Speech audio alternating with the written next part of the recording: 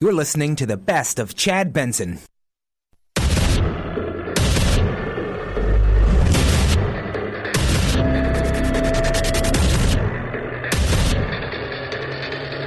Independent thoughts, independent life. This is Chad Benson.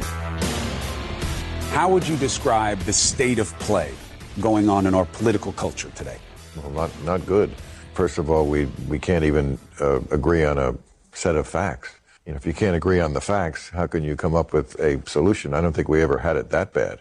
And it's tit for tat. And I go back and forth on impeachment because I feel like, yeah, it's the right thing to do. But if they impeach Trump, whoever the next Democrat is, you know they will impeach him. Yeah, because it's tit for tat. People get that. That's Bill Maher. Last night he was on with Chris Cuomo. And I thought some of the stuff he said was very, very interesting. Some of it's the usual line. You know, see, it doesn't matter. You're going to bring somebody on your show. You're going to get the usual stuff. But I think he said some stuff that was very, very interesting. And it is tit for tat. It's the world we live in now. Politics has gotten to the point where we're so ridiculously tribal. And there's a great article in the New York Times about how tribal we are, that states now have become one-party systems in certain areas, and the states are becoming tribal. And that's where we're moving. And I think that's what we're going to be doing in the future, right? If you're conservative, you're going to find a middle of the country, low taxes, low regulation state that's going to share your values. If you're more liberal, you're probably going to head to the coast. And there's going to be these pockets of some purple areas. But I think we're going to find more and more of us trying to find our tribe and flock to what makes us comfortable, which is sad, but I think that's the reality of the world that we're in. But Bill Maher was very honest last night, was asked about winning.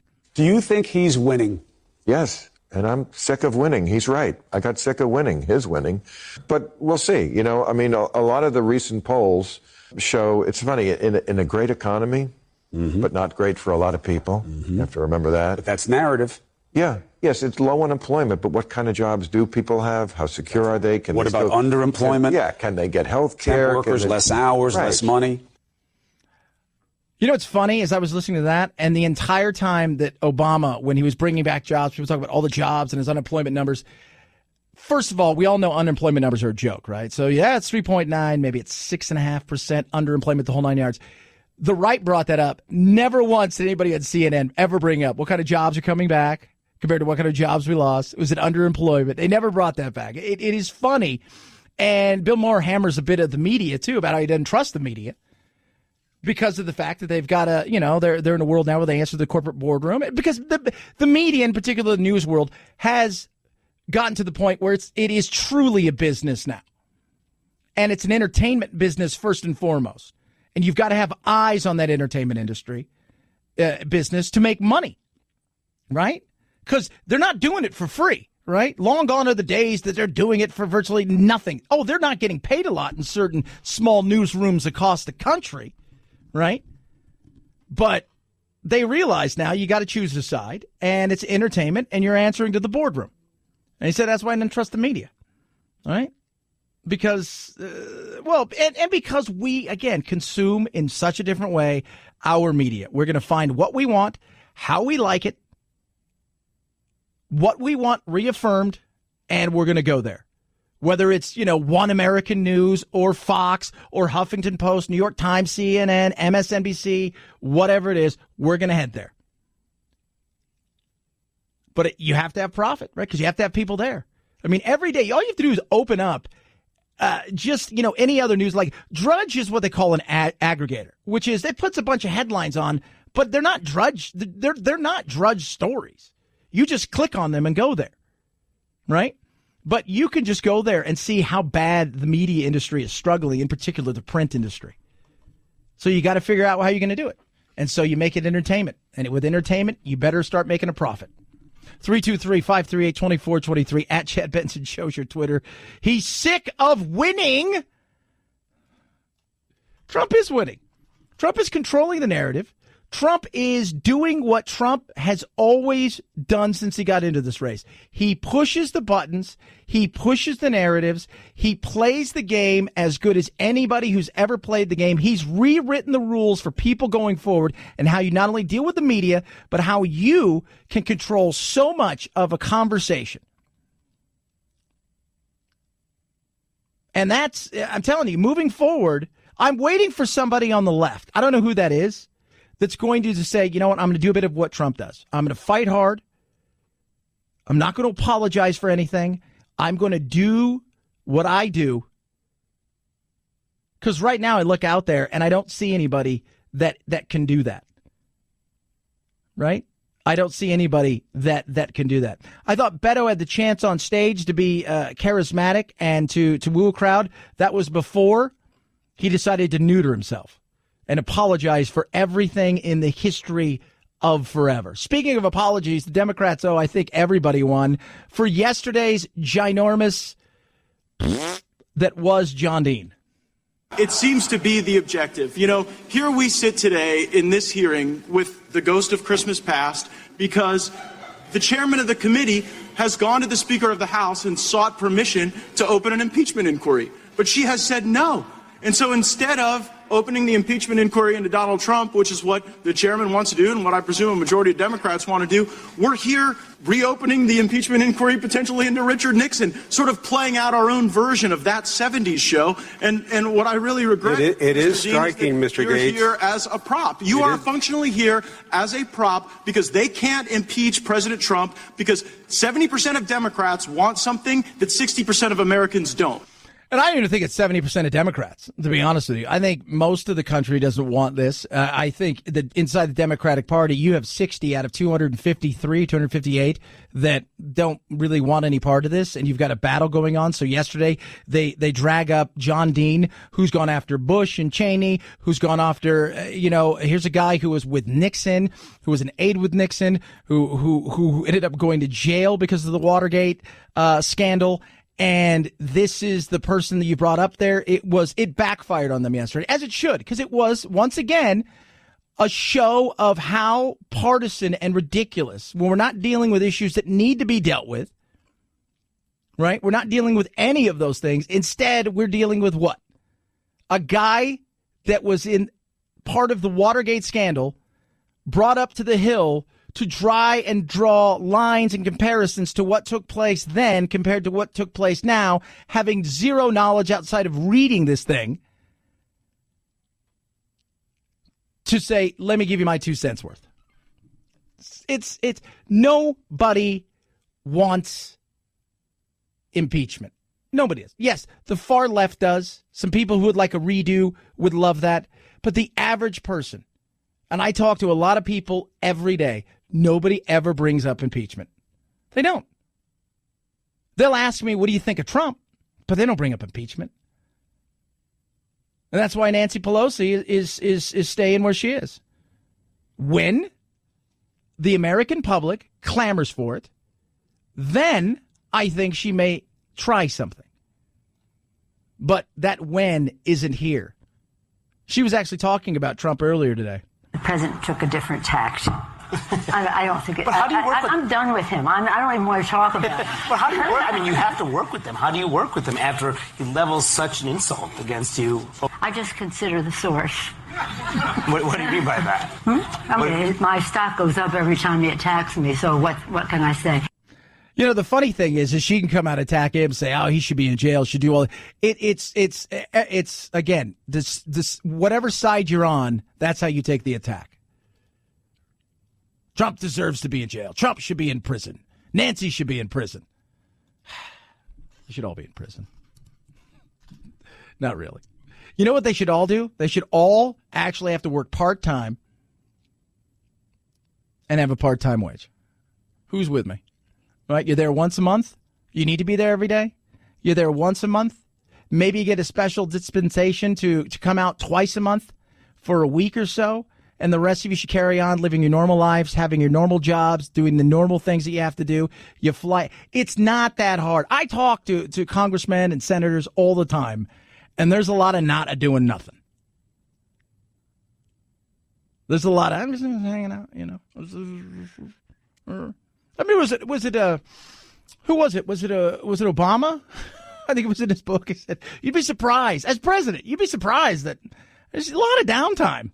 Right? You know, you got everything scheduled to the point, and there's a lot of times where you're just kind of sitting around. It's like movie making, right? It's like, hurry up and wait. How cool would that be? They work part-time, right? maybe get like $3,000 a month, and they can cover their health care in the whole 9 yards. They have to show up like 6-8 days a month, and the rest of the time they have to have a normal job, and they have to be in their cities, states that they represent. I'm all for that. 323-538-2423 at Chad Benson Show is your Twitter. You can tweet at us. Love hearing from you, each and every single one of you. So yesterday, Kevin Durant played basketball because that's his job. He destroyed his leg, pulled his Achilles, which was awful to watch. And you could see it in super slow-mo. You could see the giving of the Achilles. Afterwards, they spoke about it. So here's a team down 3-1, NBA Finals. He hasn't played in a month. Plays sparingly in practice, apparently, against a few reserves and against some of the coaches. Decides he's going to come out and try to give it the old Willis Reed. For those of you who don't know this, that's dating myself, even though I wasn't even around for them. And come out and play on a bum ankle and injures it. Afterwards, the GM, visibly distraught. Kevin had it's an Achilles injury. I don't know the extent of it. Yeah, well, it's a tear, and that's going to keep him out at least a year. Watching the game last night, I just want to say, Toronto, you were awful. Your fan base is awful. The cheering for him to be injured, now, it wasn't everybody, but it was enough. It was awful to watch. You never cheer for somebody to get injured. You don't cheer. It wasn't like he got 2 technicals and you cheer him because he's out of the game. No, he tore his Achilles and you cheered him. Shame on you, Canada, for being so socially forward-thinking. It's the reason you guys haven't won hockey for a while. I'm just saying. 323-538-2423 at Chad Benson Show is your Twitter. Please feel free to tweet at me. Summer is here, right? You're 6 months into your New Year's resolutions, which was paying down your debt, and guess what? You've not done any of it like you thought you were. Credit cards are still the same place. You're paying on average 19% APR. What? Stop it. Lightstream is here to help. Credit card consolidation loans from Lightstream as low as 5.95% APR with auto pay. That will save you thousands of dollars. What are you doing? Got decent credit? Got some credit cards. You're looking around saying, I want to pay this stuff off. I want to start saving some money. That's where Lightstream comes in. And here's the other thing. For my listeners, that's you guys out there, how about a special interest rate discount? Yeah, a special interest rate discount. Do you know you can even get your money as early as the same day you apply? That's how amazing Lightstream is. Check them out at lightstream.com/Benson, lightstream.com/Benson. Subject to credit approval. Rate includes 0.50% auto pay discount. Terms and conditions apply. Offers subject to change without notice. Visit lightstream.com/Benson for more information. At Chad Benson Show, Twitter, ChadBenson, Chad Benson Show. This is the best of Chad Benson.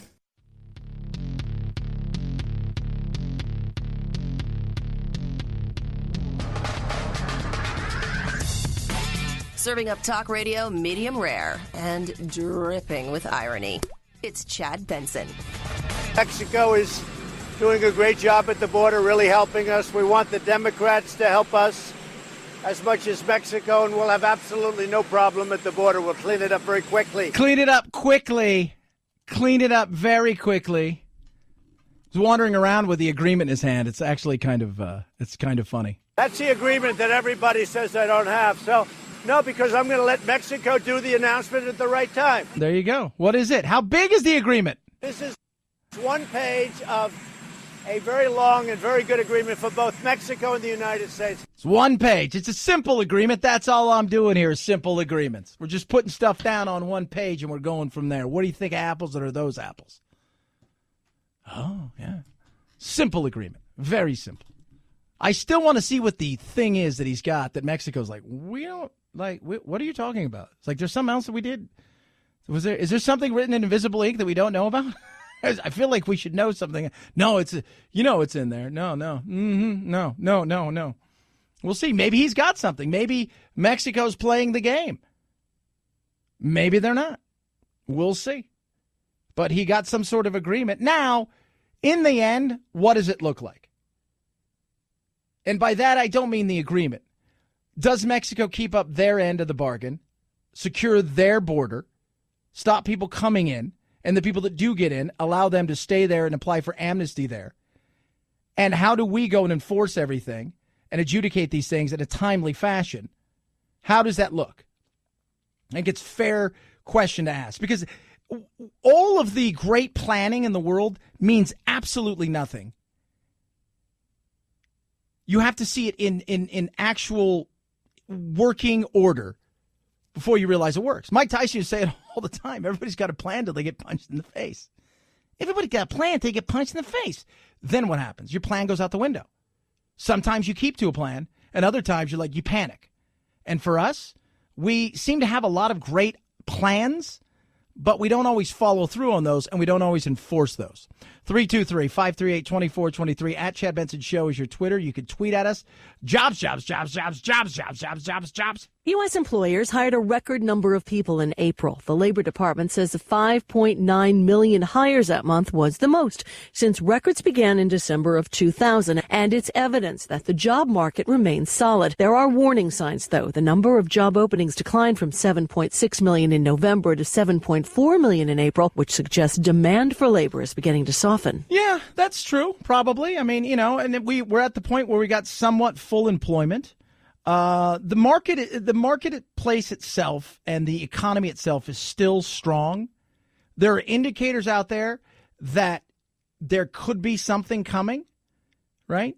Doesn't mean it's going to happen. I've been on airplanes where it seems like it's smooth and everything, and you hear nothing from the pilot, and then boom, it is crazy, and then bing. And I've been on airplanes where hey, for the next 25 to 30 minutes, we're going to run into some rough patch of air, and you get nothing. So there's some indicators out there, but by and large, the economy's still strong. And in the end, that is going to be the biggest indicator for Trump on whether or not he gets a second term for president. 323-538-2423 at Chad Benson Show is your Twitter. 4-day work week. Yes, no, maybe. And why are we so afraid of breastfeeding? Chad Benson Show. This is the best of Chad Benson.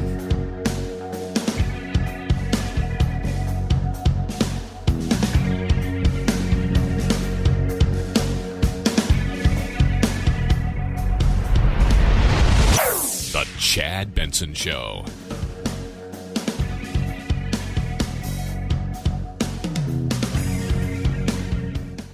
You're listening to the best of Chad Benson.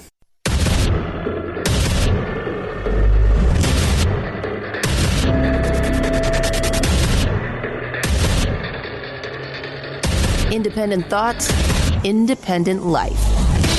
This is Chad Benson. You vote for this guy who's going to be the little man's champion. He gives all the money to the rich people. You have this idea that your path to the American dream is blocked by immigrants and single mothers on food stamps. That's who has all the money. And that he was going to beat people up that you don't like. Right. I mean, he is a blustery guy. I mean, I've always said this. People vote not on issues, especially anymore. They vote on weakness or strength, what they perceive it.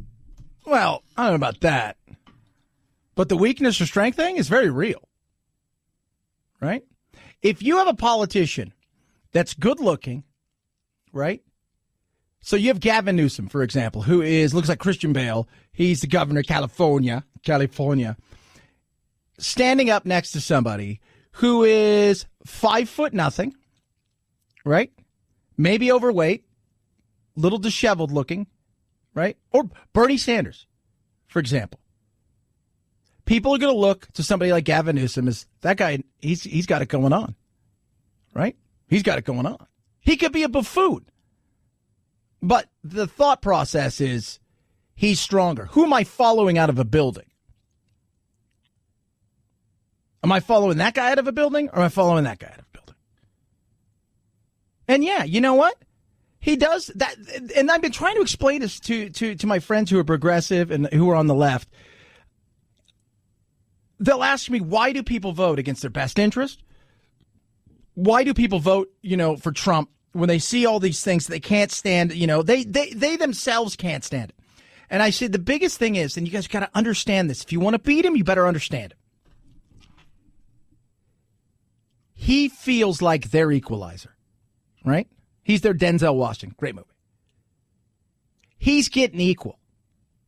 It's not about do the rich make more money? This, that. You know what? The average person doesn't sit around all day going, the rich people. You know, they make that a big photo op, but the reality is, and a big talking point, he gives them voice. He looks at the people who they already think look down on them, right? That middle country, slower life. You don't have a museum. There isn't a play every night, you know, in your town. Right? He looks at them and says, I got your back. And he'll go look at those other people and say, you guys suck. You treat them like crap. They know that you're elitist. You look down upon them. He's their great equalizer. He is. And he understands that. As long as Donald Trump is president, I am down the line Democrat. But you go after them, but I think exactly. Isn't that your responsibility? I go after them because they need going after. They need some tough love, and I'm not going to stop. But yes, their stuff is raggedy too. They have some things they have to answer for, and they don't help themselves a lot. And I think a lot of this far left political correctness is a cancer on progressivism. Yeah. Another thing they love about Trump. He doesn't care. He doesn't. He's going to say it. That's why I said earlier, where's the person on the left that also doesn't care? I mean, my God, everybody got excited about Beto. I thought Beto, you know what? He's got the charisma that a lot of the other ones don't have. And it started with him apologizing, and it has not stopped with him apologizing. And the more he apologizes, the further he gets away from being relevant. He's at the point now where he's slid off your paper and he's now on the floor. His name has. They want strength.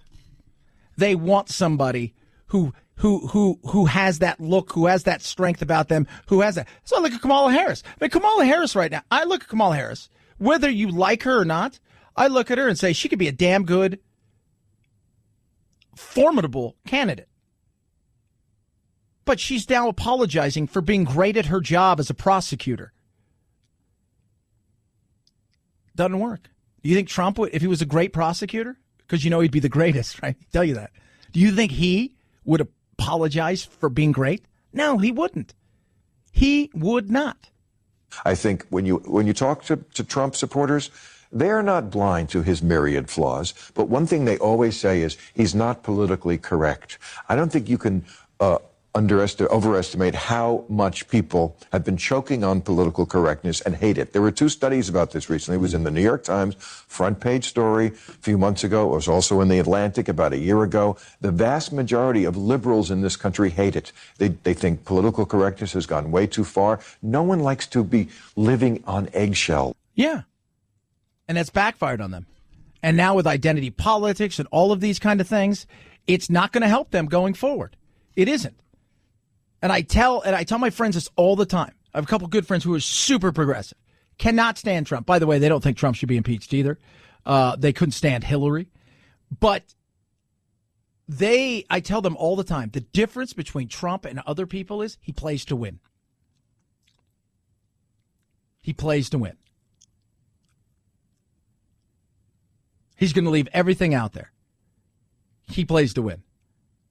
They're playing not to lose and not to hurt anybody's feelings and not to leave any group behind.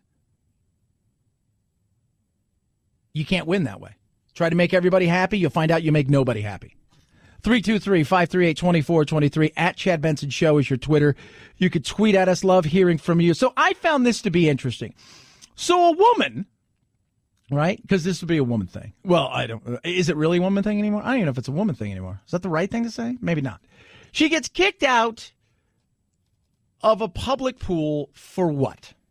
It's not the kind of police body cam video that often makes the news. I have the right to feed my baby. They feed him in church, school. When Misty Dojero's 10-month-old son got hungry, she decided to nurse him. That's when a manager of the pool approached. She said, you need to cover up or leave. After the police were called, she did leave. Word spread, and other nursing mothers showed up at that city pool. We all just kind of got together and decided to go for it. The protest apparently worked.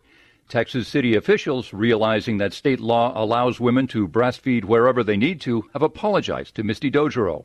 Yeah, as they should. What is this weirdness of people who breastfeed, right? What are you afraid of that's going to happen? What exactly is going to take place? That you're going to see somebody's breast? Oh my God, there's a boob. That your child's going to see somebody's breast? I'm just trying to figure out what about this scares people, because we hear about this all the time. We hear about this so much that oh, you should, there's times and places. No, come on. It's the most natural thing in the world. She didn't take off all of her clothes and slap, a 22-year-old. Like, come on. It's a child. What exactly are you afraid of? It's like the whole thing. I still look back on Nipplegate with, Janet Jackson and Justin Timberlake and the insanity of the way that we were for the few weeks afterwards, as if somebody saw something that was going to destroy their world. She gave me the ultimatum, and I said, well, you show me your policy where it says that I need to cover up, and I'll leave. And she, was telling me that it was, not right, that I needed to cover up. It's her policy. But that's not what it says in Texas is essentially if the mother has a right to be there. So if you have a right to be there, it's a public place, whatever it is, you have a right to be there, you're allowed to feed your child, right? She covered up. Normally when I've seen women who are breastfeeding, what do? They have a towel over them. They have something like that. It's just we lose our mind with like, oh my God, there's a boob. What is wrong with you? What do you think's going to happen? I'm just curious. You think your child's going to see something? Here's the problem is you think your child's going to see something, and then you're going to have a conversation with your child and explain to them things. Is that it? Good God. This fear of, well, did you know that there's a boob over there? What? I've been on airplanes. I've been all over the place, and I see people how uncomfortable they get, and I just laugh, and I'm like, so weird, right? I mean, it's weird because I'm breastfeeding somebody, but still, Chad, you're so weird. It's just an odd thing that we have this, weird kind of fascination and freak outness over a little bit of nudity. 323-538-2423 at Chad Benson Show is your Twitter. You could tweet at us. 4-day work week. Who's up for it? It may sound outlandish, but the idea of a 4-day work week is gaining ground in many rich countries. Take the UK, where work hours have been creeping up in recent years. Here's the head of Britain's National Federation of Unions, Frances O'Grady, at a recent conference. I believe that in this century, we can win a 4-day working week with decent pay for everyone. Yeah. Are you working 10 hours a day? Is that how that works? I mean, a lot of nurses and cops and everybody else, they have their 3 days and 4-day work weeks. But they're talking about everybody, a 4-day work week. John Maynard Keynes predicted that technology would make us so efficient, his grandchildren's generation would only clock in 15 hours a week. That was clearly an overshot. But the British economist Robert Skidelsky told Bloomberg that judging by historical trends, people should be working an average of 33 hours per week today. 2014 Gallup poll showed full-time workers in the U.S. work even more hours each week. Yeah, we're working a lot. And we're taking, by the way, very little vacation. Like very little vacation comparatively to the rest of the globe. Like Spain has pretty much 40 days off a year. You get 40 days off a year. On average, I think in the European Union, you have to have 20 days off. That doesn't include holidays. Those are just paid vacation days, according to the European Union. We're working longer and harder, right? And here's the other thing, though. And it was very interesting. I was watching this story on, I think it was Yahoo Finance, and this guy's like, look, I worked at a place where we had unlimited vacation. So you could take vacation whenever you want. And he's like, I took less vacation that year than I've ever taken in my life. And a lot of us don't take vacation because we have the fear that we're not going to be needed. Our jobs are going to be given away. I'm going to come back to a giant mess. A lot of things play into that, right? And that's just us, right? Because we look at everything as a competition. Is there somebody in this office, right, that's going to be better than me? Is there somebody in this office? I've got them believing that I'm an integral part of work. And if I leave, they're going to find out that the wheel still moves and it goes round and round and they're not going to need me. And there's a lot to that. And some people, they just don't take it and they save up their vacation and they're in positions where they're allowed to keep that money at the end of the year. Not all places, but some. The New Zealand-based estate management company, Perpetual Guardian, piloted 4-day work weeks last year. Employees had to adjust. They shortened meetings. To increase efficiency, they had to cut back on browsing the internet. The company claimed that workers were as productive in 4 days as they used to be in 5, and they were more engaged and less stressed. Yeah. Oh, I believe that to be true. Because if you think about how much work, so here's perfect. How many of you are sitting here today? You're listening to me, whatever it is. You're going to meetings that you don't need to be in.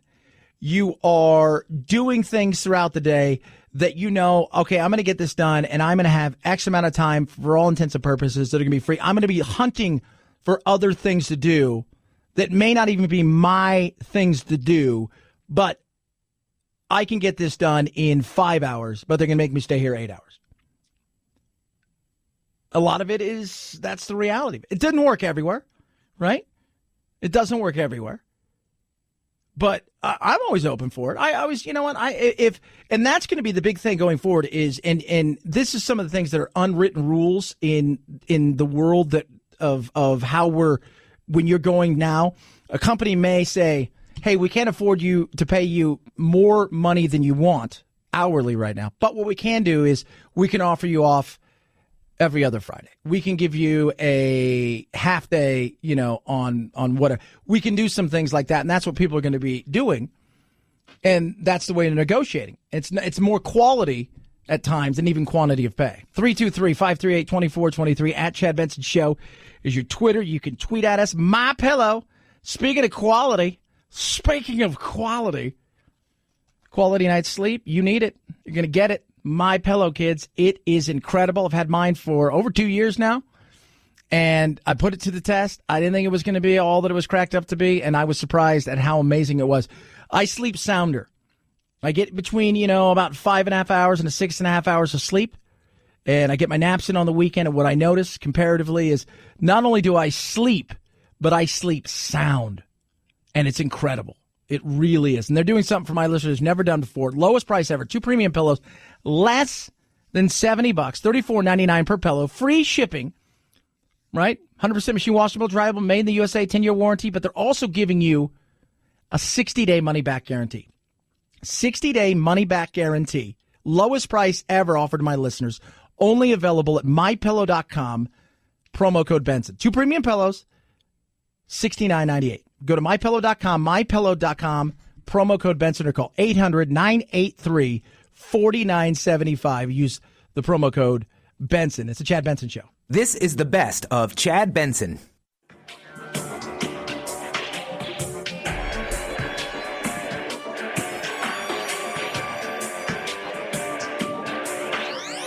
Warning, no snowflake zone.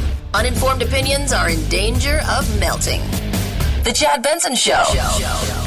Amazon has overtaken Google and Apple to become the world's most valuable brand at $315.5 billion, up 52% from last year. The research agency Kantar ranks Apple at second, valued at $309.5 billion, and Google in third place at $309 billion. Industry watchers credit Amazon's expansion beyond retail and into pharmacies, food delivery, and electric vehicles with its jump to the top. Oh, not a shocker. And they're going to the moon, kids. They're going to the moon. So get ready for the moon.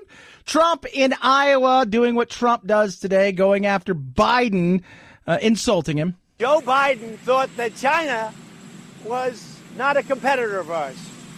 Joe Biden is a dummy. Joe Biden thought China was not a competitor. Yeah, we heard that the first time.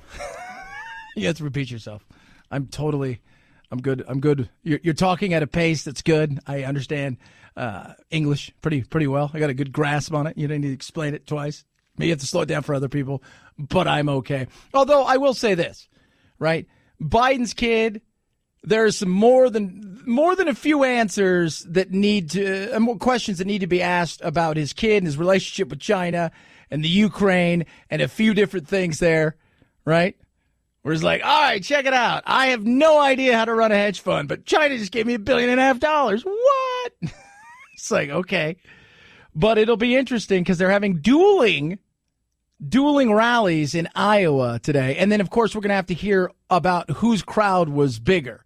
When a man has to mention my name 76 times in a speech, that means he's in trouble. Yeah. I don't know if he's in trouble, right? His biggest trouble right now, and Trump's going after him more than anybody else, is going to be the left. Is Biden, I've said Biden's hardest race may be getting out of his own primaries because of where they're going and what the people on the left want. 323-538-2423 at Chad Benson Show is your Twitter. You can tweet at us. Check out the old gram, kids. That's the Instagram. Your useless fact of the day, while we talk about salaries and athletes and stars, the top 3 highest paid athletes in the world are soccer players. Neymar made $105 million last year. Cristiano Ronaldo, $109 million. And Lionel Messi of Barcelona made $127 million. That includes almost $100 million in salary just for playing the game. Good work if you can get it. Have a good rest of your day. Go have a taco. Night-night, Jack. This is the best of Chad Benson. This is the Chad Benson Show.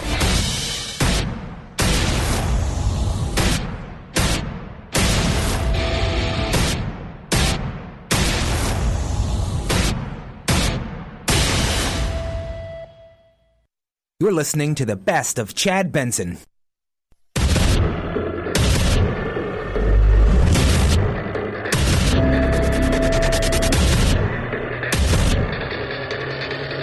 Independent thoughts, independent life. This is Chad Benson. What percentage of the people show up for the asylum hearing? We did an expedited pilot with family units this year. Out of those 7,000 cases, 90 received final orders of removal in absentia. 90% did not show up? Correct. 90%. Who is that, Chad? It's all lies. The asylum law is an issue. And earlier today, Lindsey Graham, talked about what may be happening and a signal to try to fix at least one thing in the immigration problem that potentially could change a lot. Well, number one, why has it doubled from last year? Why do we have so many families? Why do we have so many people from Central America? If a small child is brought to the United States from Central America, we can't send that child back. You can from Mexico and Canada.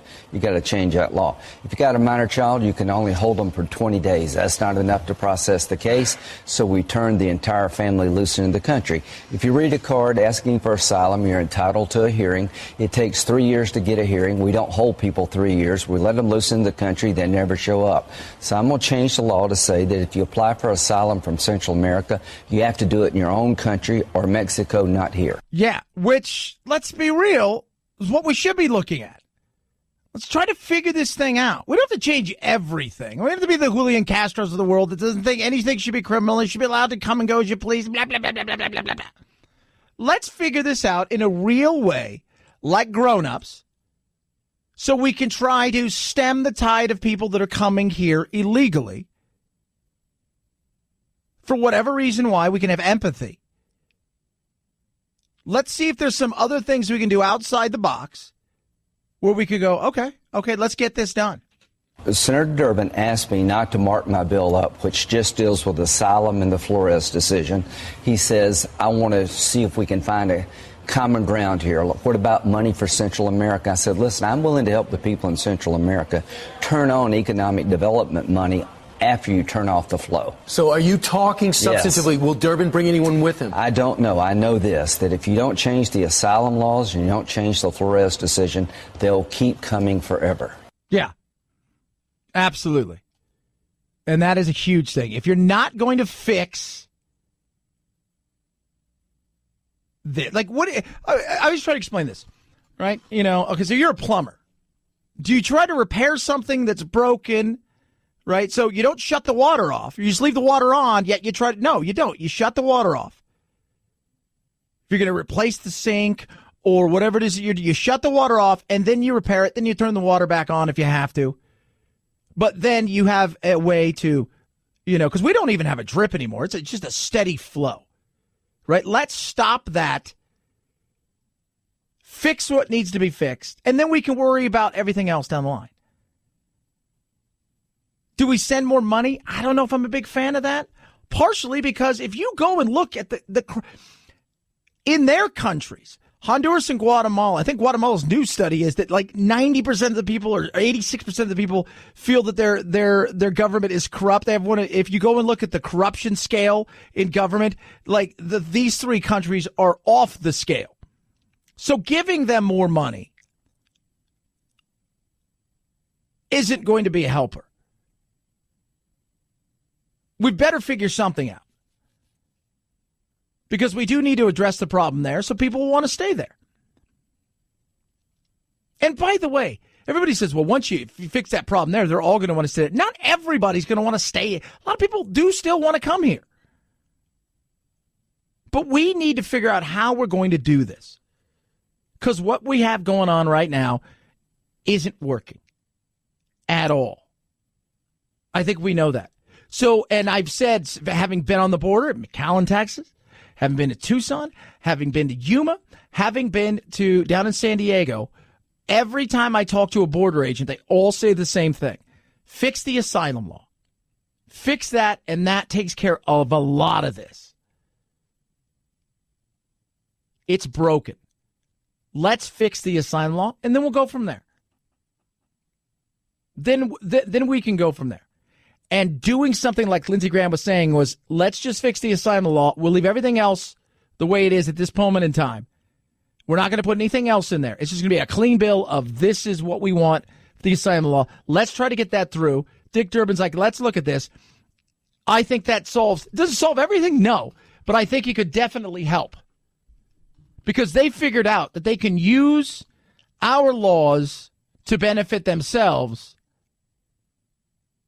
And that word has gotten out fast. And here we are.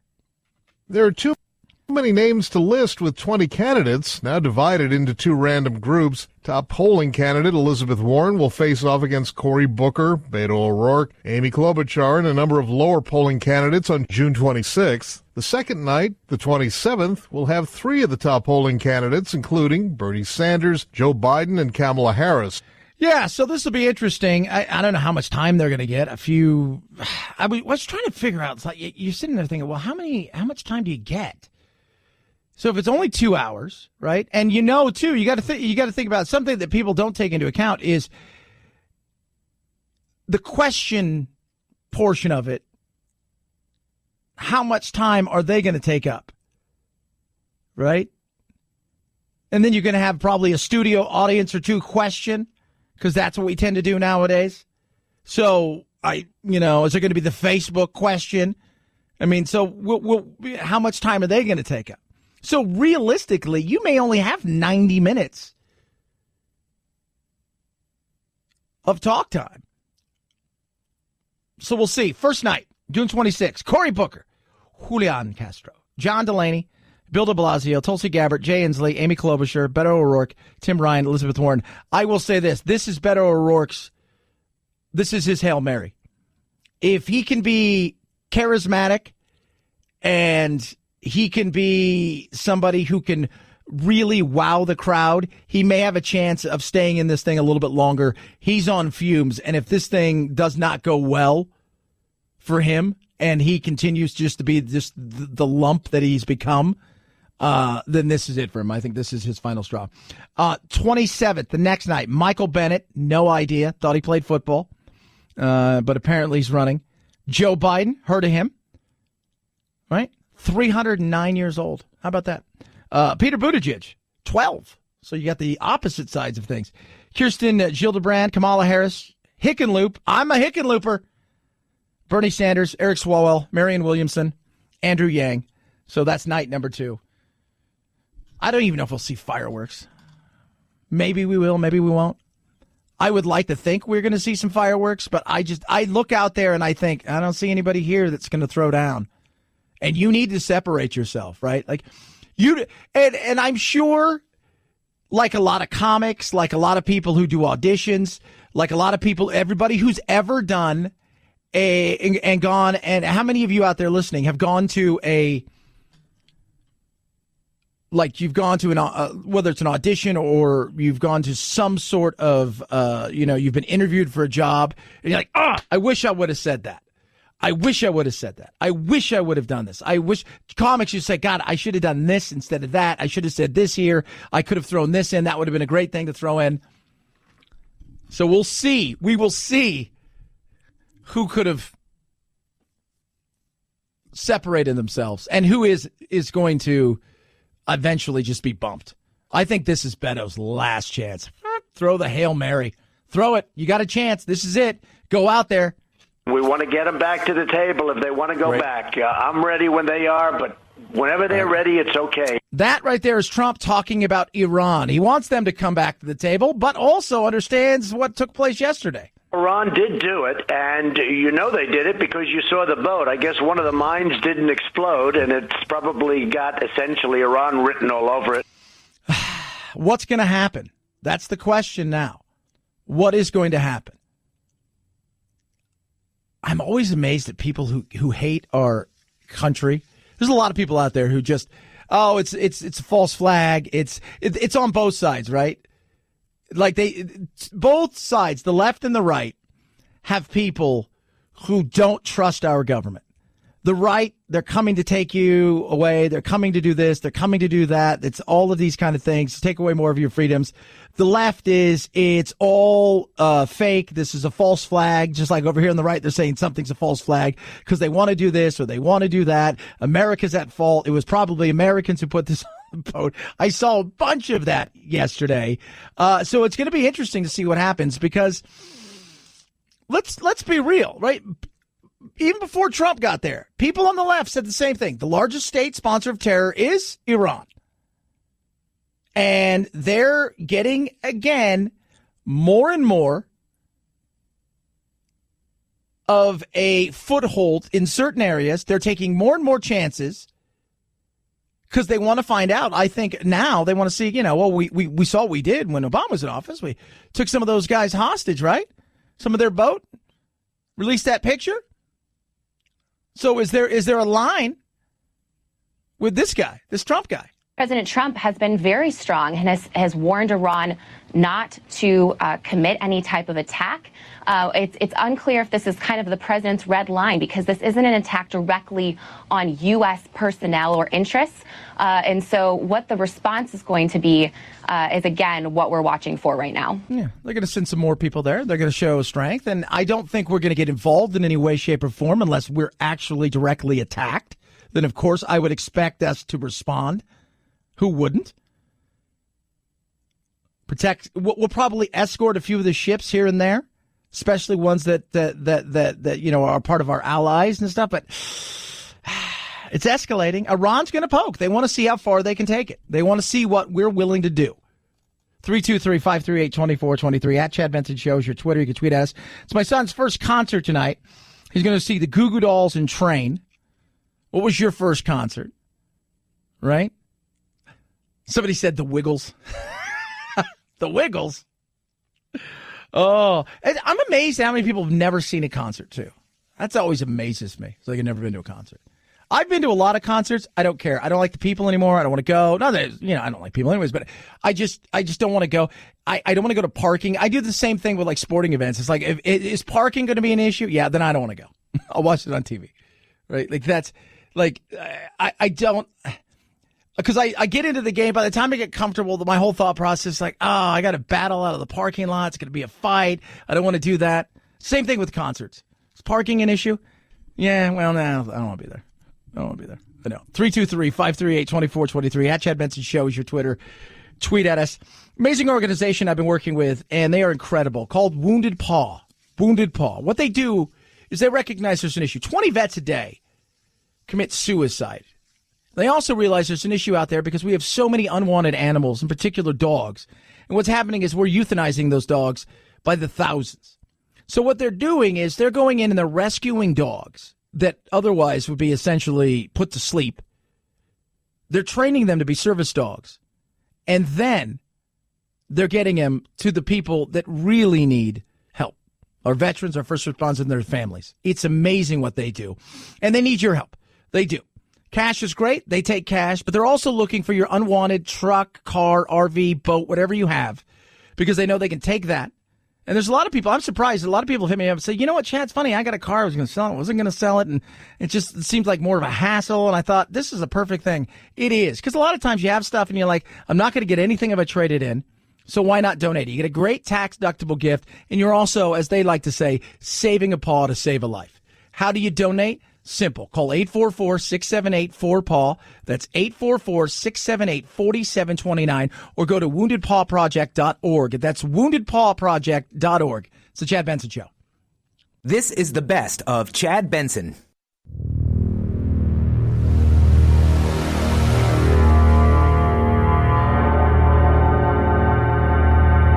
Take a fake news break. Check out the really important news of the day at our website, ChadBensonShow.com. Once there, click on Chad's free podcast and get real. The Chad Benson Show, where truth and the American way live. Print free. A lot of folks in this country, there's no law that specifically requires reporting to the FBI or other law enforcement agency. And the President of the United States, in a very backhanded way, has called attention to not only his own lack of morality, but also a loophole in the law. It's not a loophole. It's just a law that's not there. It's not addressed. It's like with taxes, right? It's a perfect example. Oh, yeah, the loophole here, the loophole this. These are things, they're not loopholes. They're just there. Companies, people, they just take advantage of what's in front of them. That's it. There's a great article that I read about, I think it was in Wall Street Journal, about, because, they all come out and say, this, Amazon didn't pay a dime and this, that, and the other. So they said, did they really not pay a dime? And they're like, no, they did. But did they pay as much as people, want them to? No, they didn't.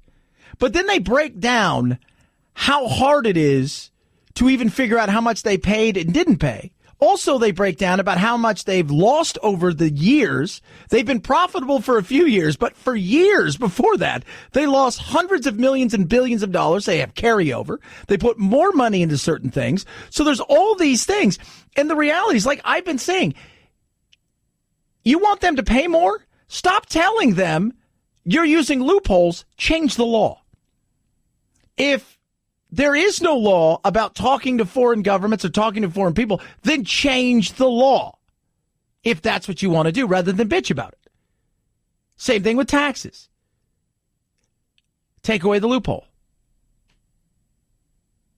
And then deal with the consequences. Right? If people stop investing, businesses, if they go elsewhere, then figure that out. But that's what you're mad about. You're mad about the fact that there isn't a law and you think it's immoral, whether it's taxes or whatever Trump says, then fix it. Change the law. Don't bitch about it. Don't bring me problems. Bring me solutions. And a lot of times people don't, because it's just easier to bitch, because part of the fun, part of the money making, part of the relevance is keeping that there so you can bitch about it and say, look, I need to fix this for you. 323-538-2423. At Chad Benson Show is your Twitter. You can tweet at me. Love hearing from you. We're talking about great concerts. My son's going to his first concert night. Whopping 9 years old. Very excited. I'm like, you going to get a T-shirt? He's like, yeah. It's like the Goo Goo Dolls and Train. Right? Like, he'd want to go see Post Malone, but I'm like, no. It's not happening, sir. All right? Enjoy Goo Goo Dolls and Train. He likes Goo Goo Dolls. 323-538-2423. At Chad Benson Show. Twitter, Chad Benson Show. This is the best of Chad Benson.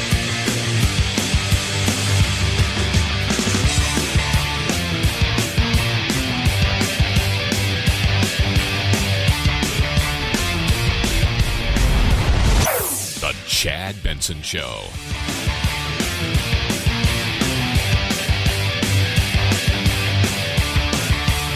You're listening to the best of Chad Benson.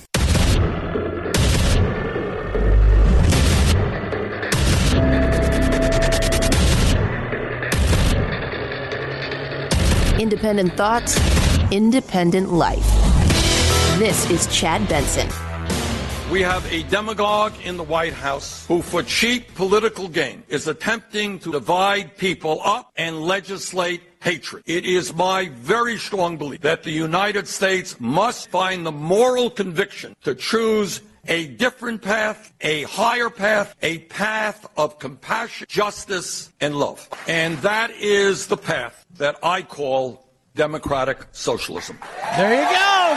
Love, hugs, kisses. It's all going to happen, kids. It's all coming together. That's where Bernie's going. That's the path. He's embracing it. Like I say, he's moving a little bit further left, right?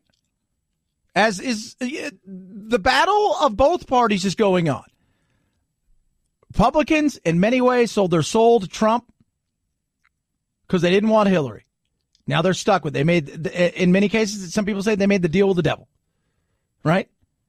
You've got others inside the party who are not a fan of Trump, but he's a Republican as far as they're concerned, so they're doing their bidding. But the fact is they've moved away from that.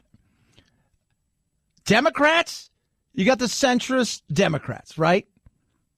That Midwest sensibility. For years, I've always told everybody, a Berkeley Democrat, if you will, is not a Democrat in Sioux City, Iowa. They're not the same, right? Allentown, Pennsylvania, not the same kind of Democrat as somebody in on the coast. Totally different. They may have D's by their names, but they're completely different in a lot of ways. And there's a battle going on in the party right now. And this is why I think the states thing, we talked about the other day, how 49 of the 50 states are divided in essentially one party rule. Only Minnesota has a balance in government that's split.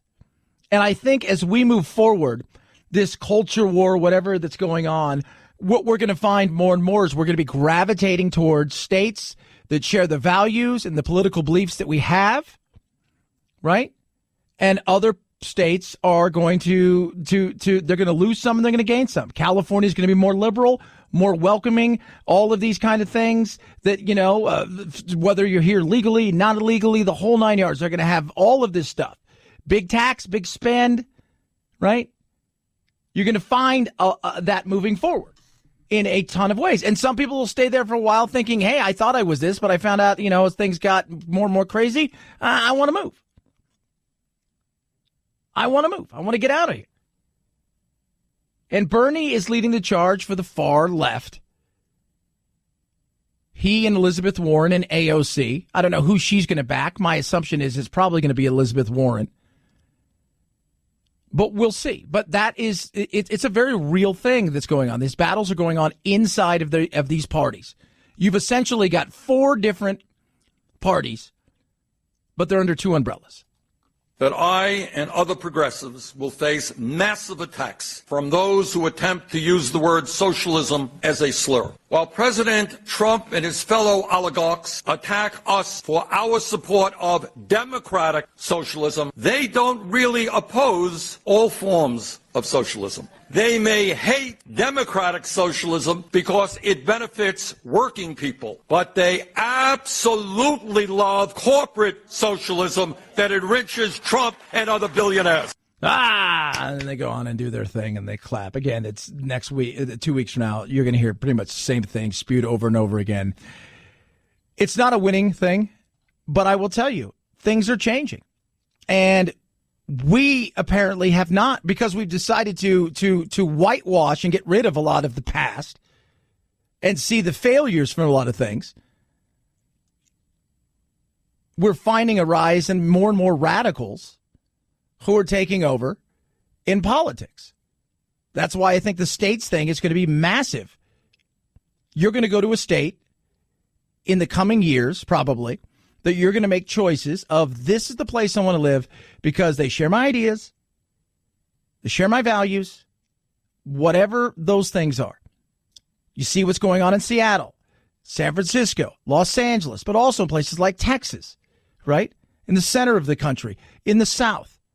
You've got your pockets of the tribe that a lot of people are heading to, and this is the battle that's going on. Denver has just elected Candy Sidibaka. Wait till you hear what she is about and some of the things that she wants to bring about. I don't believe that our current economic system actually works. Capitalism by design is extractive, and in order to generate profit in a capitalist system, something has to be exploited. That's land, labor, or resources. And I think that we're in late phase capitalism, and we know it doesn't work, and we've got to move into something new. How do we know it doesn't work? Tell me one thing that's brought more people out of poverty into prosperity than capitalism. Please, somebody show me.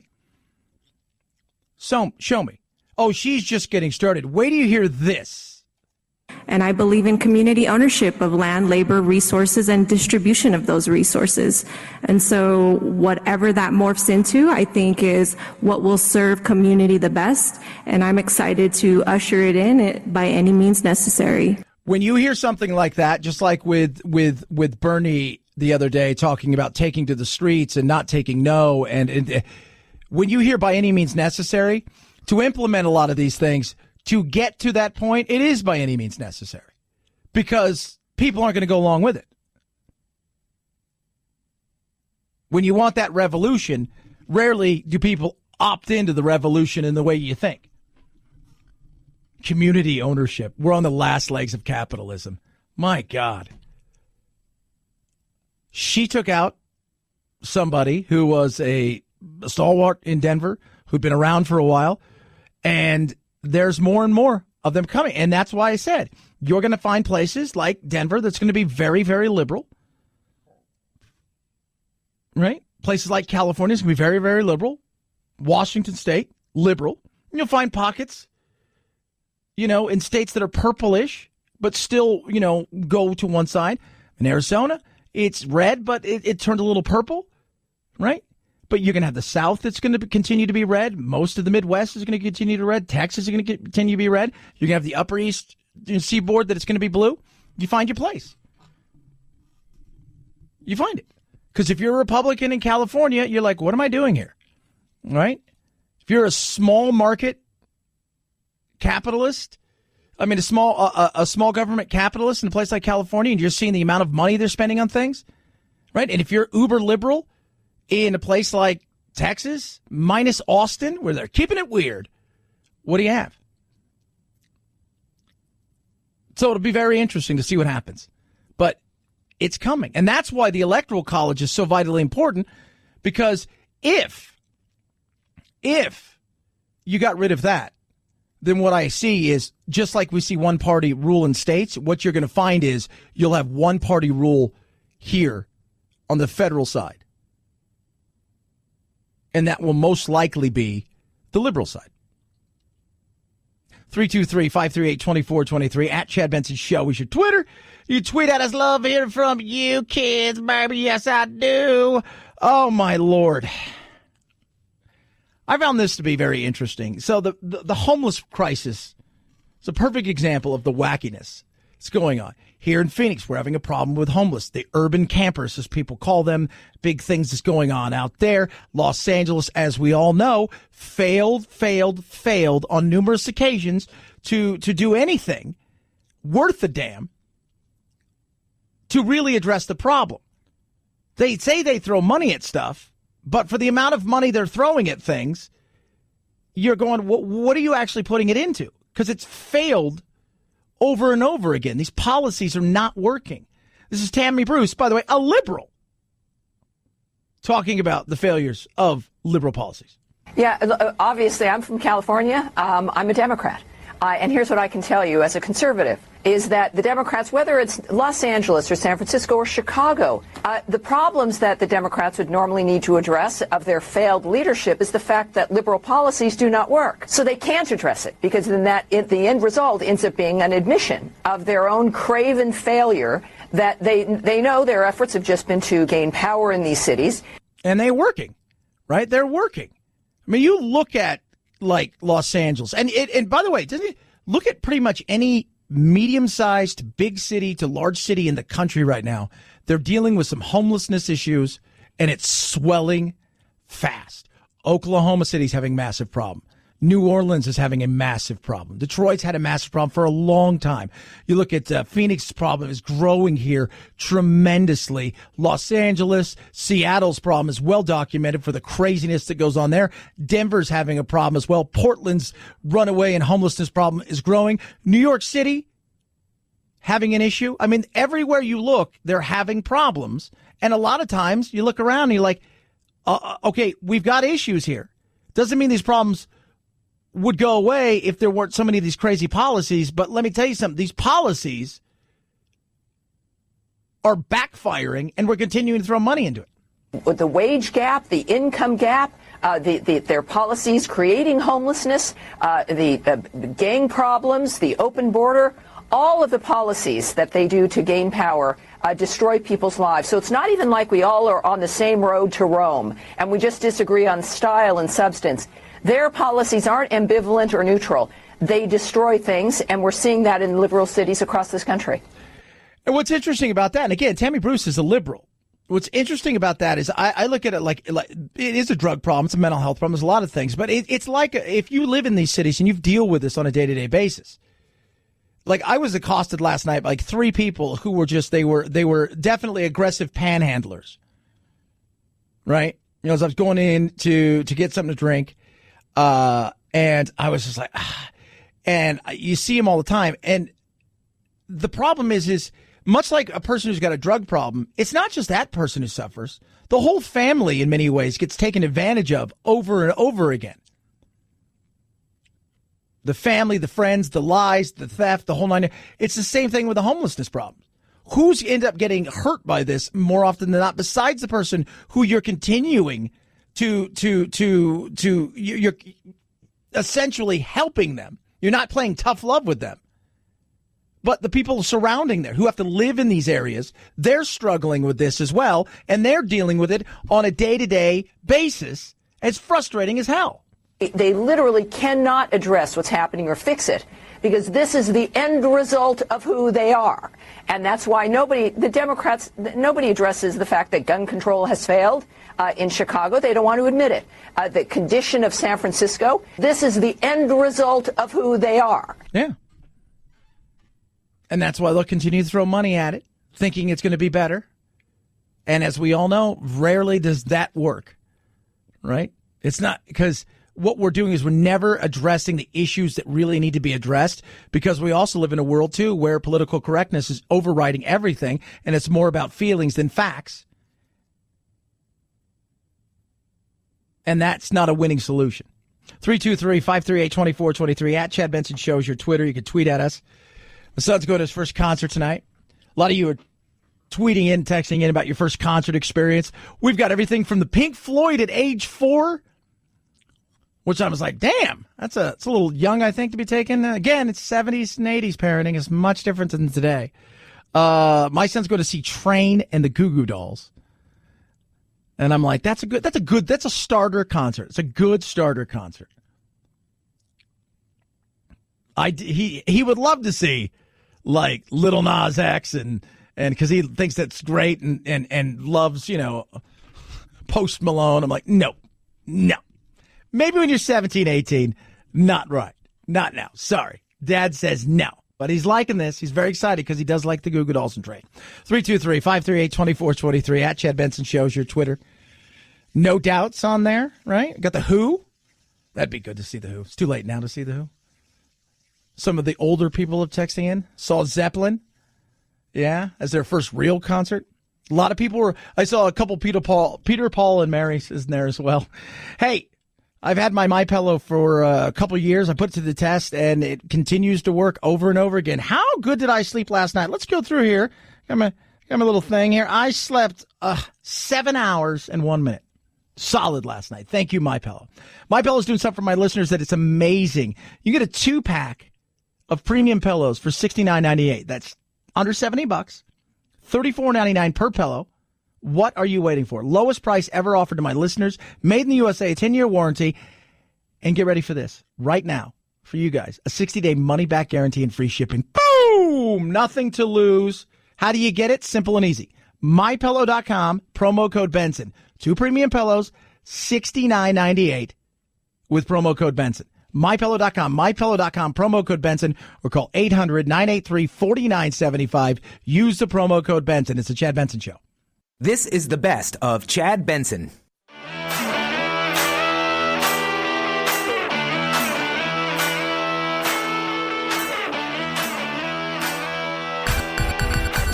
Feel free to punk this punk rocker any time of the day or night. Reach Chad on Twitter at Chad Benson Show and on Instagram at Chad Benson Show. And oh yeah, the Chad Benson Show on Facebook too. Punk that. I think with this situation, I can transform it into something that's not like, oh, how tragic, 17-year-old lost a leg. No, 17-year-old lost a leg and we're popping, you know? I think I could transform this into something good for me and good for sharks and good for the environment too. That is a great attitude right there. I love that. If you don't know who that is a young girl who was attacked by a shark. That's right, attacked by a shark a couple weeks ago. Paige was bitten, fought off the shark, her and her dad. She lost her leg, but she's alive. And she also said right after the event, we don't need to hate sharks. We don't need to hate sharks.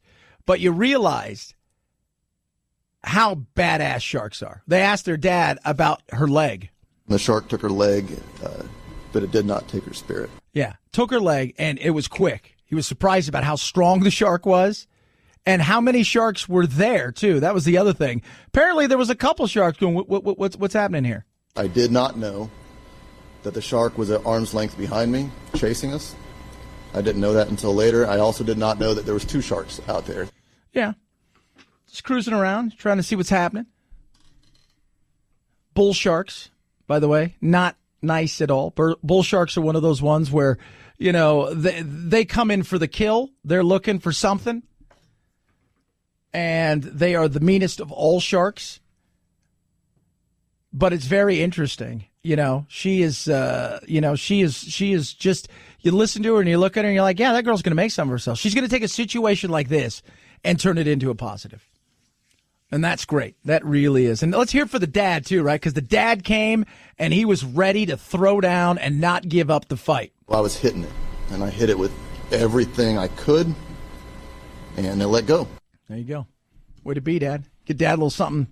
It's Father's Day, which is Sunday, by the way.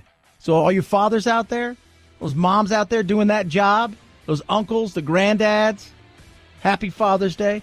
Have an amazing, amazing weekend. Be safe. Be sane. Smile a little bit. Be kind to each other. Here's your useless fact of the day. 3% of the Arctic ice is made up of penguin urine. Oh, good God. That's ugly. But interesting. Have a good one. Night, night, Jack. This is the best of Chad Benson.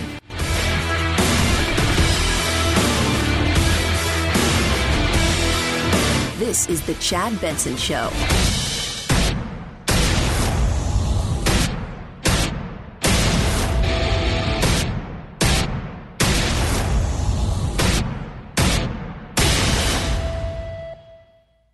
You're listening to the best of Chad Benson.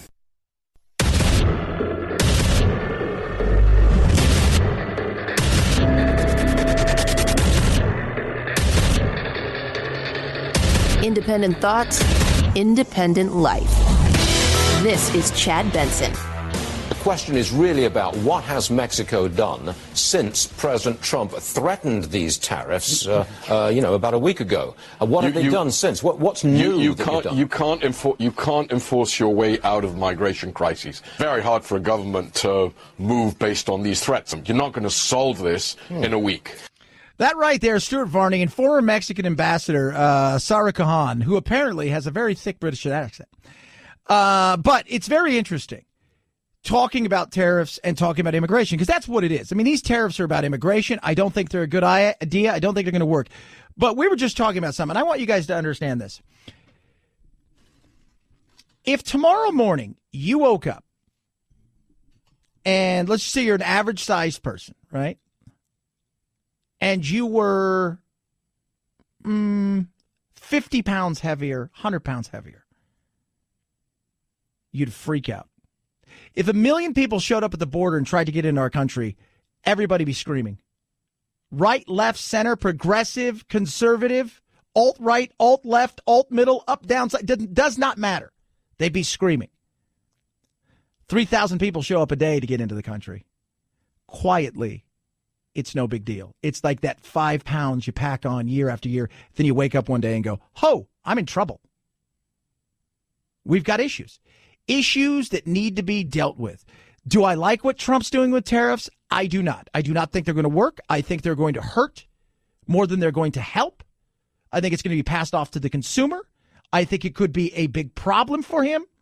And I'm not even sure, though, saying all that, I'm not even sure he's going to, it's supposed to start Monday. I'm not even sure that's going to happen. Right?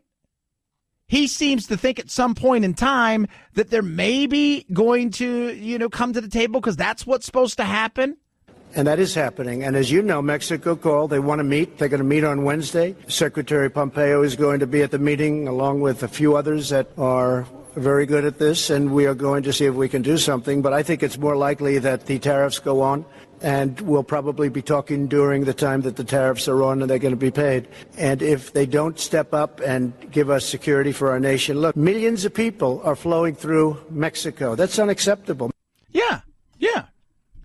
And both sides are completely disingenuous in the way that they're dealing with this. I understand Trump's frustration. I have frustration.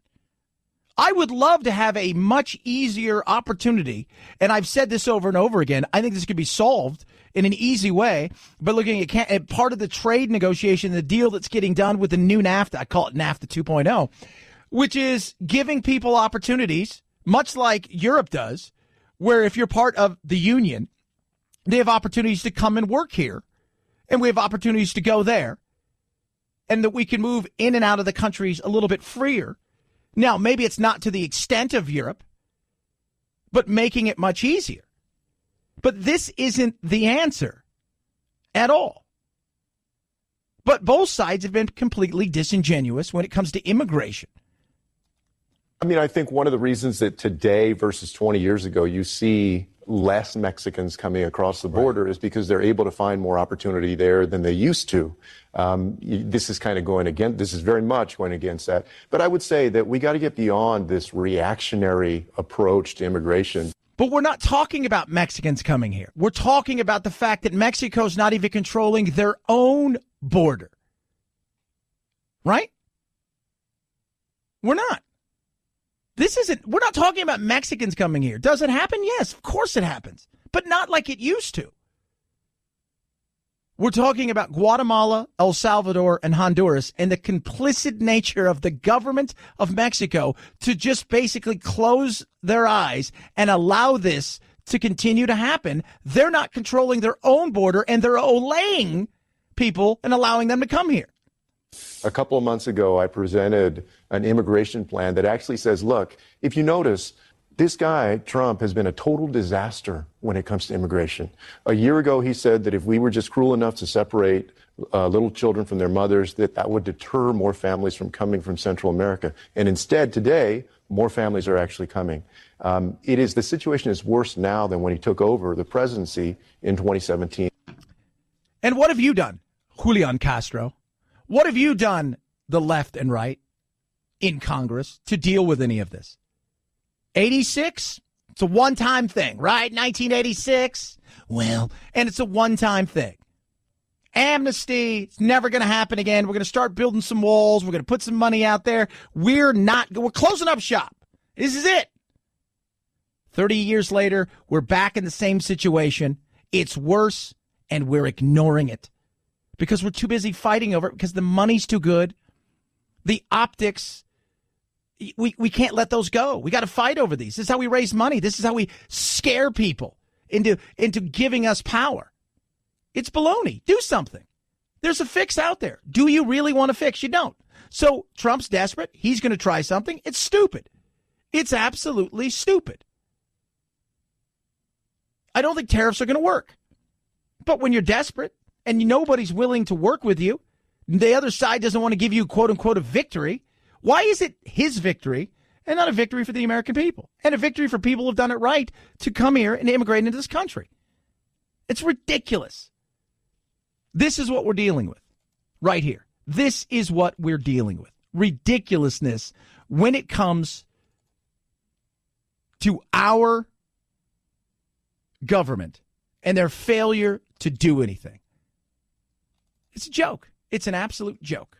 The hopes and prayers of liberty-loving people everywhere march with you. In company with our brave allies and brothers in arms on other fronts, you will bring about the destruction of the German war machine. Yes, 75 years ago today, men let it out. Just, hey, we're throwing everything into the wind. This is what we're doing. This is what we're doing. We've got to put an end to this. We've got to put an end to this. And so they stormed the beaches of Normandy in the wee hours of the morning and the night before. Thousands of paratroopers were being dropped in. 15,000 plus French citizens died because of bombings.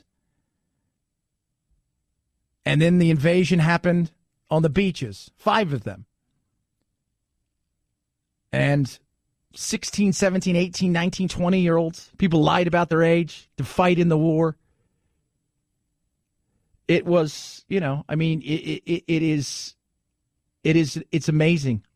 We talk about all this stuff, right? We debate all of these things, but the reality is the things that we go through today pale in comparison to what they faced. Real tyranny. We say Trump's mean, he's a bully, he's a dictator. He's none of those things. He may be a bully, he may be a jerk. He may not handle himself the way I would like him to handle himself. But let's put it all into perspective when we talk about what we were up against, what the world was up against. Let's talk about that for just a second, because I think we need a reminder every once in a while, especially this generation that's coming up that hasn't faced what that greatest generation faced. I think we need a reminder every once in a while, like, whoa, they went through some stuff. Pride of our nation, this day have set upon a mighty endeavor, a struggle to preserve our republic, our religion, and our civilization, and to set free a suffering humanity. Yeah, and it was. You go back and you look at what the Germans did, the Japanese, the Italians, that axis of evil that was exactly that. Just the tyranny and the evil that and how they ruled and what they did and what they wanted and where they were going. And what we did first with the British fighting, holding on for dear life, waiting for us, waiting for something, watching everybody along the way in the German war machine take everybody down and just mow them down. And they withstood. Right? Hermann Goering thought 24, 48 hours, no big deal. We're going to take care of the British military and their might, that we're going to get rid of all of their airplanes. They're going to be done. Their Air Force is out. And yet they fought and they didn't give up. Germany knew they were in a fight. And they really knew it on this day. 323-538-2423 at Chad Benson Show is your Twitter. You can tweet at us. Love hearing from every single one of you. Talking about climate change today because I think it's necessary because, look, we need to be talking about this. Somebody called me earlier, conspiracy theorist, because, I'm like, what? Wait, what? Well, you don't believe in climate change. I'm like, I'm not going to sit here and argue with you. You're so willing to give everything up to something that you keep getting told that the world's coming to an end and it doesn't happen. And if a preacher went out and told you the world's coming to an end and it doesn't happen, as that preacher has on numerous occasions, you'd be like, But you keep getting told by other people this is, well, it's settled science, and we can talk about settled science all day, but I do think we need to have the discussion about climate change as they have a big conference going on today talking about the effects of climate change, where we're going now. And it's a debate. It's a conversation that we should be having on how we best take care of our planet and how our stewardship will lead to a more prosperous world and a better world for the future. We already have seen water crises exacerbate social unrest in fragile states in the Middle East and North Africa, such as Syria and Libya. And these crises also contribute to increased migration flows. Not going to be 100% honest with you. I look at that, and I'm going to tell you guys this. I think what we see there is radicalism. They're not fighting. They didn't wake up and go, hey, you know what, we're going to fight now because we don't have enough water. No, they're fighting because they're angry at something all the time, 24/7. And as we talk about it, we point out the numbers when we go look at poverty, in extreme poverty, and how over the last 30 years, we've gone from like 35% of the globe in extreme poverty down to less than 10%. That's pretty damn good. Doesn't mean we can't be better. We should always strive to be better. But until we can have rational conversations that have little to do with emotion on how best that we handle these things, this fight is going to continue. And this argument's going to continue. And it's going to get us yelling at each other. And that doesn't solve anything. 323-538-2423 at Chad Benson Show is your Twitter. You can tweet us.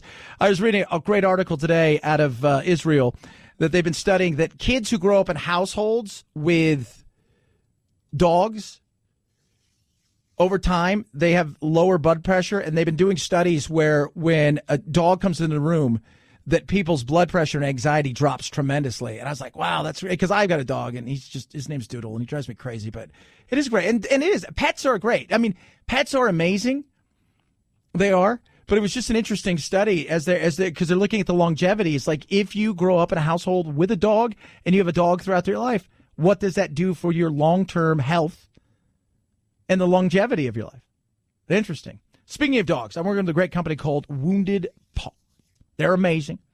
And what they are is they're a company that goes in and they go to kill shelters because thousands of dogs are being put to sleep every single day. They're being destroyed.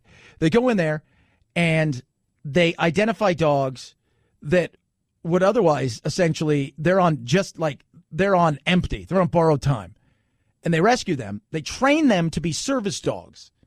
And they get them to our men and women who have served, our veterans, our first responders, their families. It's amazing what they're doing. Because 20 veterans a day die because of suicide. And when I was talking to the guy who put the program together, his whole thing was he was injured. He came back. He was struggling.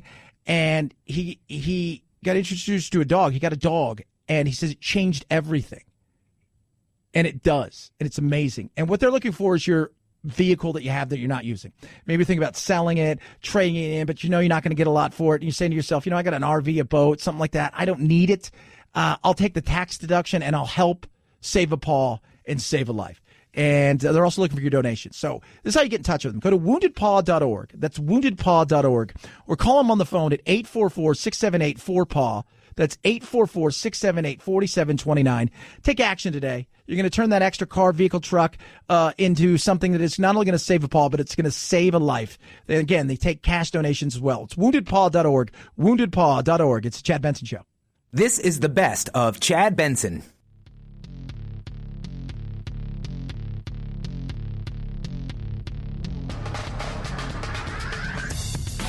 Serving up talk radio medium rare and dripping with irony. It's Chad Benson. Lord, give us faith. Give us faith in Thee, faith in our sons, faith in each other, and faith in our united crusade. 75th anniversary of D-Day. Queen Elizabeth, President Trump today paying their respects in the UK at Portsmouth. Before he went off to have several other meetings. I think he flies back tonight. But, again, 75 years. Think about what was going on that day as we woke up to the news, still trying to figure everything out. There wasn't the instantaneous that we have now. There was no CNN, MSNBC, or Fox sitting there waiting for people to come ashore. Nope, it was none of that. It was, we've planned, we've tried, we've waited, we've tried again. We've waited for some more. We have the opportunity. Now is the time. And away they went.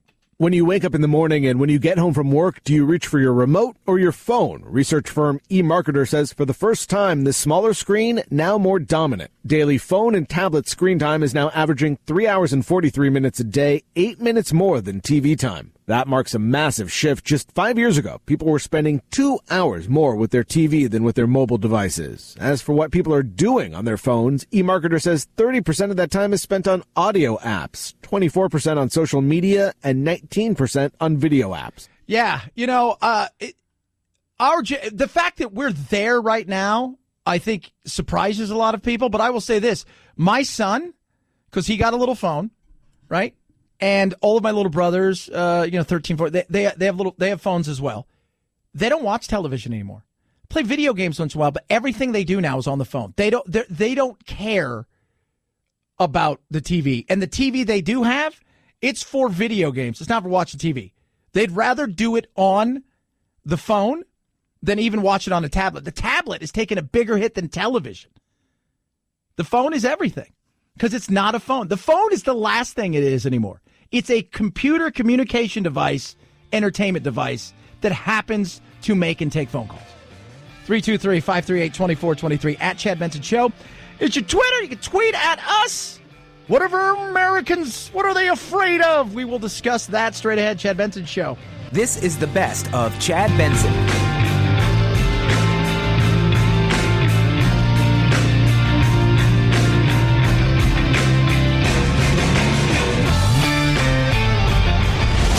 The Chad Benson Show.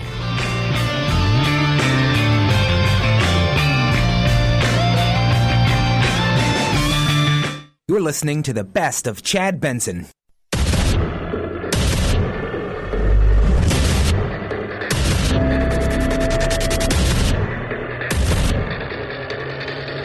Independent thoughts, independent life. This is Chad Benson. This is the day and this is the hour. The sky is lightening. Lightening over the coast of Europe as we go in. The sun is blazing down brightly now. It's almost like an omen, the way it suddenly come out just as we were going in. The whole sky is bright. The sea is a glittering mass of silver, with all these craft of every kind moving across it, and the great battleships in the background blazing away at the shore. 75th anniversary today of D-Day. We've talked a bit about it, and you listened to the first reports of what took place that day, just a staging area, how that when we were getting first reports, think about this. Think about how far the world has come. When we were getting first reports, it wasn't because we had people there.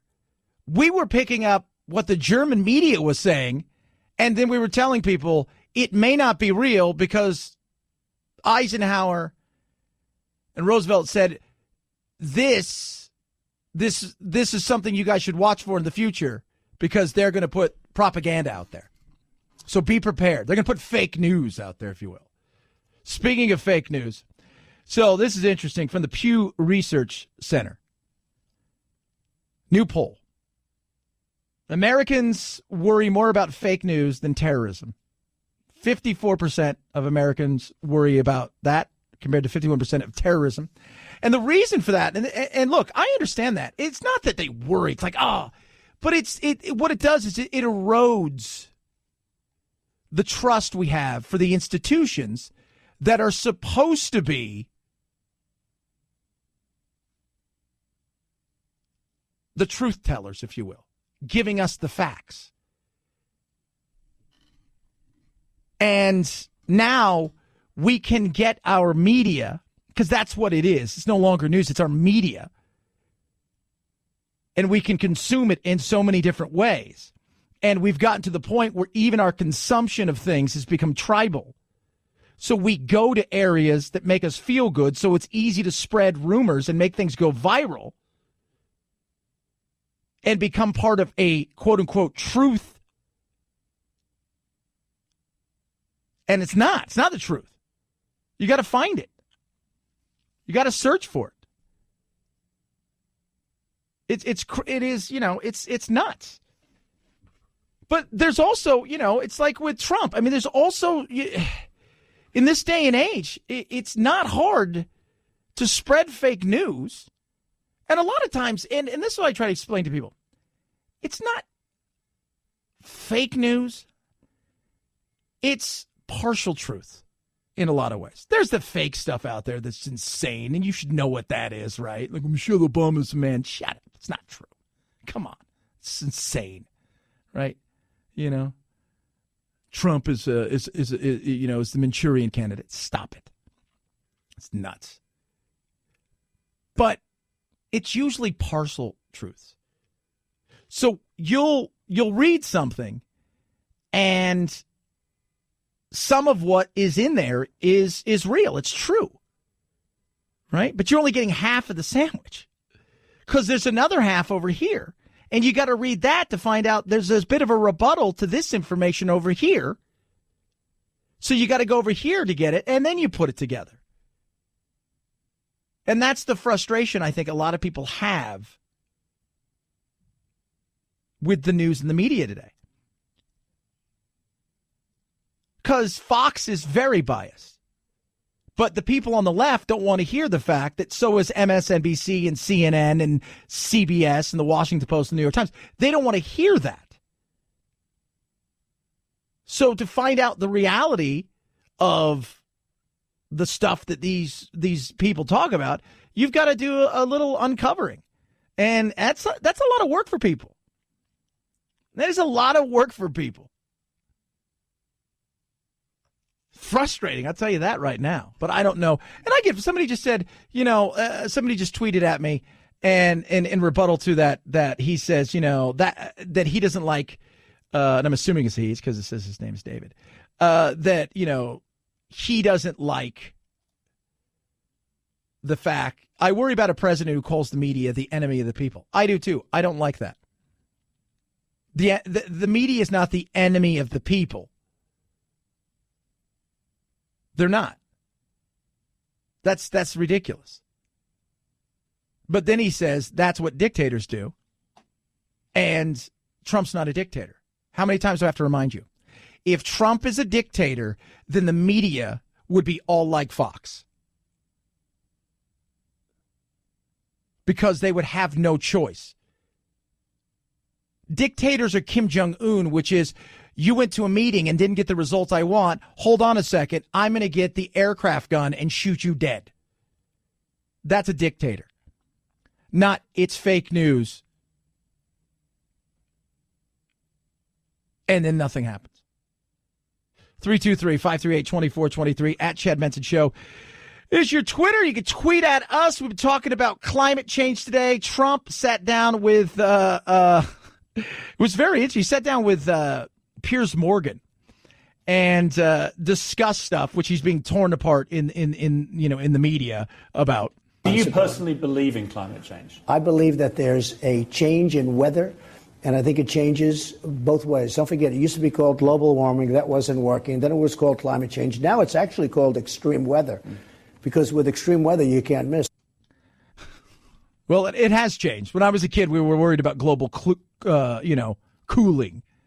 And then it was global cooling, there was global warming, and it's climate change, because climate kind of encompasses everything.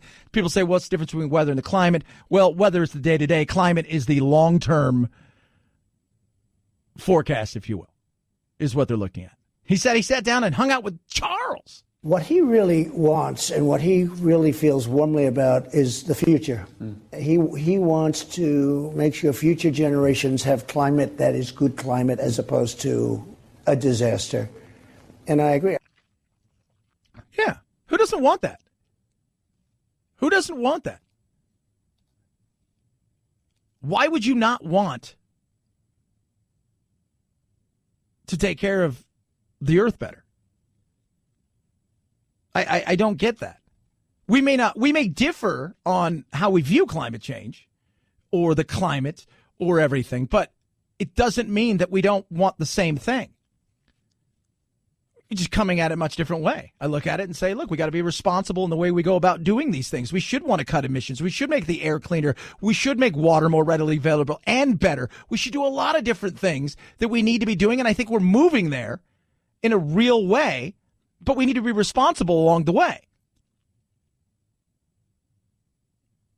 But when you want to use it as a tool and you use fear, then you lose me. Because I don't buy into that. Sorry. Because as somebody growing up remembering that global cooling was coming and then we were all going to die because, by the way, for those of you not keeping score, an ice age is far worse than global warming. But I was told a good portion of the globe is essentially going to die. No, we're living longer, healthier, we're growing more, seasons are longer. All of those things, all those predictions, for all intents and purposes, have fallen flat. So when you scream the sky is falling and the wolf, wolf, wolf, it doesn't work anymore. Let's come at it in a real pragmatic way. We sit down, we talk about stuff, and we do it in an adult way where we can go, okay, let's do this, let's do this, let's do this. Let's be real about this, whatever those things are. And I think it works, right? You're not going to make everybody happy. But when you scream the world is coming to an end every year, and it doesn't happen, you become like that guy who predicts the world's coming to the end based on his numbers he's figured out in the Bible, and it doesn't happen. You become a joke. And when you want to use it as a power grab, that also pisses me off. 323-538-2423. At Chad Benson Show is your Twitter. You can tweet at us. Also, we're talking about tariffs, baby. Oh, yeah. Who don't love some tariffs? I don't, actually. Got to be honest with you. I do not like tariffs. I think tariffs are ridiculous. I think the way we're going about fighting this entire thing with tariffs and immigration is the wrong move by Trump, but I understand his frustrations. I do. I think most of us understand the frustrations. If you're an honest person, you say we got to do things better. And there's ways of going about taking on immigration without doing this. But who isn't frustrated? You can't tell me you're not frustrated with the way that no matter what side of the aisle you're on, you're frustrated in some way, shape, or form with the way the immigration process is being handled. I got a bill that says you have to claim asylum in your home country, Mexico. No longer can you claim asylum here. We ship you back if you try to claim asylum on our soil. And if you bring a small child with you, we can't send that child back. We're going to change that law. 90% of this will stop. But Mexico provides buses to these people. Mexico is doing better, but I'm not blaming President Trump here. I'm blaming the Congress because we can't do our job, and I'm blaming Mexico. Yeah. Why are you blaming Mexico? Because Mexico is the ones that we're not talking about people coming in from Mexico.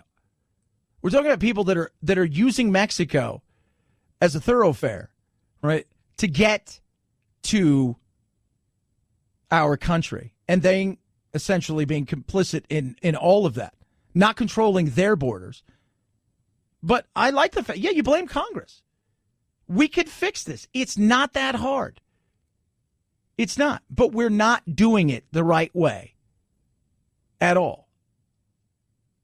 We're not doing it in the way that should be because everybody has got their own agenda, and none of that is the agenda of the American people. Making it easier for people to come here to work, I'm all for that. Doing it legally, absolutely. Putting together a trade program between Mexico, Central America, and Canada where we can move freer in each other's countries through work visa programs, I'm all for it. But ignoring the problem is not going to fix it. 323-538-2423 at Chad Benson Show is your Twitter. Feel free to tweet at us. Summertime is here. You're looking around. You say, you know what? I got to start saving money. I got to start doing some smart things. By the end of the year, I want to get what? I mean, we're 6 months into the year. You should be saying to yourself, I haven't done the things I wanted to do, right? Kind of like a New Year's resolution reboot. And one of those is probably figuring out what to do with the debt. Well, first and foremost, look at your credit cards. Find out how much those, how big those interest rates are. Oh, yeah. Average interest rate's about 19%. How would you like to get it down to under 6? You can do that with Lightstream. Yeah. They offer credit card consolidations loans from as low as 5.95% with auto pay. No fees. You can even get the money as early as the same day you apply. And for my listeners, you get a special interest rate discount. Now, the only way to get this is to go to lightstream.com/Benson. That's LIGHTSTREAM.com/Benson. They're incredible. They're going to treat you amazing. And if you've got some decent credit out there and you're saying to yourself, I'm paying way too much, it's time to start saving money, paying off that debt, and doing it smart. And that's with Lightstream. Subject to credit approval. Rate includes 0.50% auto pay discount. Terms and conditions apply. Offers are subject to change without notice. Visit lightstream.com/Benson for more information. It's the Chad Benson Show. This is the best of Chad Benson.